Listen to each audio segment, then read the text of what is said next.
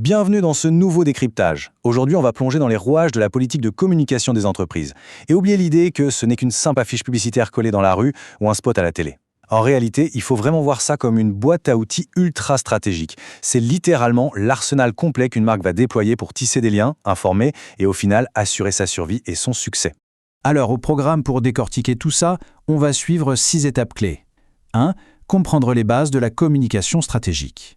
2. Les stratégies pour attirer ou pousser le client. 3. On parlera pub et psychologie des couleurs. 4. Comment stimuler et conclure les ventes. 5. L'univers des relations publiques et de l'événementiel. Et pour finir, 6. Le marketing direct personnalisé. Allez, on attaque tout de suite avec notre première partie, les fondements pour bien comprendre la communication stratégique. Bon, avant même d'essayer de vendre quoi que ce soit, une entreprise doit d'abord comprendre le message qu'elle veut faire passer. Et ça nous amène direct à un concept super intéressant qu'on appelle le besoin latent. En gros, c'est une envie qui existe déjà quelque part dans l'esprit du consommateur, mais qui dort. Elle n'est pas exprimée tout simplement parce que la personne manque d'informations. Et le rôle de la communication, c'est justement d'être l'étincelle qui va réveiller ce désir endormi. Sans ça, le produit a beau être génial, il reste invisible. D'ailleurs, petite parenthèse hyper importante, on confond super souvent le marketing et la communication, alors que ce sont deux choses bien distinctes. Le marketing, c'est un peu le détective de l'histoire. Il mène l'enquête, identifie les besoins et conçoit le produit parfait pour y répondre. La communication, de son côté, c'est le porte-voix. Elle prend le relais pour trier sur tous les toits que ce produit existe. Pour faire simple, l'un identifie le problème, l'autre annonce la solution.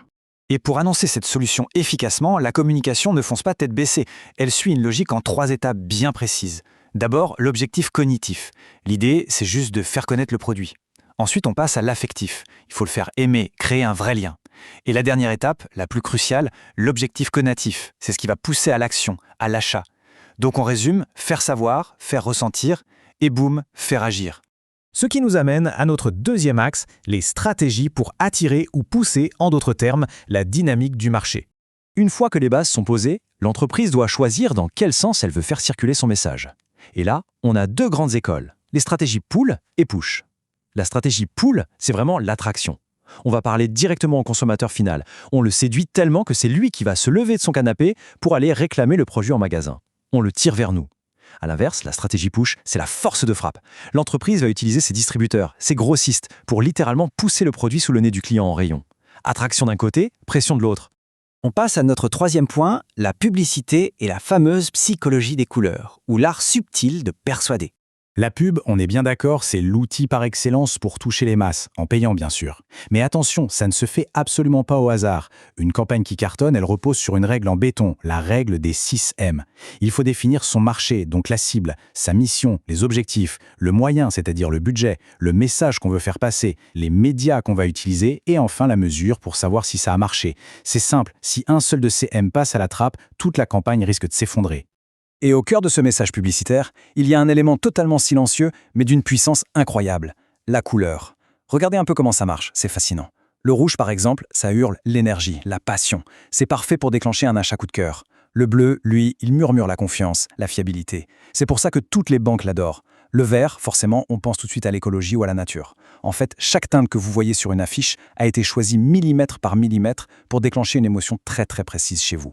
4e étape de notre exploration, comment stimuler et conclure les ventes, avec un focus sur les équipes de terrain. Alors, éloignons-nous 2 secondes des grandes campagnes de pub. Quand on parle de promotion des ventes, on pense tout de suite aux réductions, aux codes promo, aux trucs pour nous, les consommateurs finaux. Mais en réalité, c'est bien plus large que ça. La promotion, ça cible absolument toute la chaîne. Ça sert à rebooster la force de vente en interne pour que les commerciaux soient à fond et ça incite aussi les distributeurs à faire de plus gros stocks. C'est vraiment un accélérateur global pour l'entreprise. Et sur le terrain, justement, le profil du commercial, du vendeur idéal, a énormément changé. Aujourd'hui, on cherche un vrai couteau suisse. Il doit avoir une empathie dingue pour capter les vrais besoins du client et maîtriser l'écoute active. Et puis, il faut de sacrées qualités morales, du sérieux et même de l'endurance physique. Oui, c'est un métier hyper exigeant et le profil attendu est remarquablement complet. D'ailleurs, pour garder ces profils ultra compétents motivés, comment on fait ? Eh bien, la rémunération joue sur 2 tableaux. Il y a la partie fixe, le salaire de base qui tombe tous les mois et qui apporte la sécurité de l'emploi. Et de l'autre côté, la partie variable. Ça, c'est la carotte. C'est indexé sur les performances, les ventes conclues. C'est un équilibre super malin. On garantit la sérénité du vendeur tout en lui donnant envie de toujours se dépasser sur le terrain. Mais voilà, ça nous amène à une question vraiment cruciale. Imaginez, la vente est faite, le client a payé, il rentre chez lui. Comment l'entreprise fait-elle, à partir de là, pour entretenir la flamme? Comment maintenir la confiance et garder une image positive sur le long terme? Et c'est exactement le sujet de notre 5e partie, les relations publiques et l'événementiel, ou comment bâtir la confiance.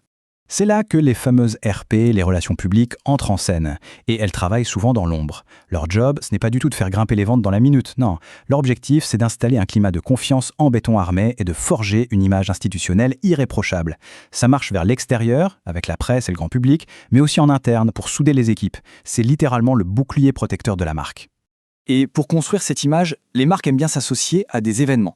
Mais attention, il y a 2 salles, 2 ambiances, le mécénat et le sponsoring. Le mécénat, c'est assez discret. On va soutenir l'art, la culture, des causes sociétales pour montrer qu'on a des valeurs profondes et nobles. Le sponsoring, à l'inverse, ça envoie du lourd. On va sponsoriser un grand tournoi de foot ou de tennis pour avoir son logo en énorme et profiter d'une visibilité ultra dynamique. Le choix dépend vraiment de la personnalité que la marque veut afficher. Allez, on arrive déjà à notre 6e et dernière partie, le marketing direct personnalisé, ou l'art du contact unique. Après avoir parlé aux foules et soigné son image, l'entreprise veut du sur-mesure. C'est le rôle du marketing direct. Les emails, les SMS, le fameux télémarketing. Et là, on est dans de la précision chirurgicale. On utilise des structures très carrées comme la méthode CROC au téléphone. C pour le contact, R pour la raison de l'appel, O pour l'objectif visé et C pour la prise de congé. C'est rapide, c'est calibré et surtout, ça respecte le temps de la personne à l'autre bout du fil. Pas de temps à perdre.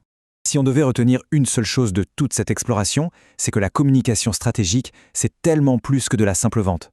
Son vrai pouvoir, son super pouvoir même, c'est de réussir à créer une véritable identité émotionnelle. C'est laisser une empreinte durable dans l'esprit des gens, bien après qu'ils aient fermé leur portefeuille. Ces outils classiques, ils ont largement fait leurs preuves, c'est sûr. Mais avec l'intelligence artificielle, les algorithmes ultra puissants et le tout digital, on est en droit de se poser la question, comment ces vieilles recettes vont-elles muter? Comment les marques de demain vont-elles réussir à nous attirer dans un monde où tout va à 1000 à l'heure? Je vous laisse méditer là-dessus la prochaine fois qu'une pub hyper ciblée apparaîtra sur votre écran. À très vite.